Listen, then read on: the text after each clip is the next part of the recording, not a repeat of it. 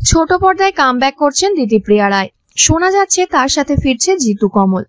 টেলিভিশনের মাধ্যমে দুজনের এই জগতে পা রাখা, আবার তারা তাদের পুরনো চ্যানেলেই পা রাখছেন, তাও আবার একই সিরিয়ালে। তোমাকে ভালোবেসে ধারাবাহিকে দেখা যাবে দুজনকে। ইতিমধ্যে দিতিপ্রিয়ার প্রোমো প্রকাশ্যে এসেছে, এবার জিতুর পালা। এই সিরিয়ালের জন্য বিপুল পারিশ্রমিক পেয়েছেন অভিনেতা, যার জোরে তিনি এখন বাংলা টেলিভিশনের সর্বোচ্চ পারিশ্রমিক পাওয়া তারকা। কখনো সিনেমার পর্দায় সত্যজিৎ, কখনো আবার দুদে গোয়েন্দা, কখনো আবার রোমান্টিক নায়কও। বড় পর্দায় জিতুকে নানা চরিত্রে দেখা গিয়েছে। নায়কের ব্যক্তিগত জীবনও একসময় বিস্তর চর্চায় ছিল, সেই সমস্ত কিছু সামলে নিয়েছেন জিতু। তবে আবারও ছোট পর্দায় ফিরতে কোনো দ্বিধা নেই তারকার। অন্যদিকে দিতিপ্রিয়া টেলিপর্দার রানীমা, 4 বছর অভিনয় করে মন দিয়েছিলেন সিনেমা ও সিরিজে।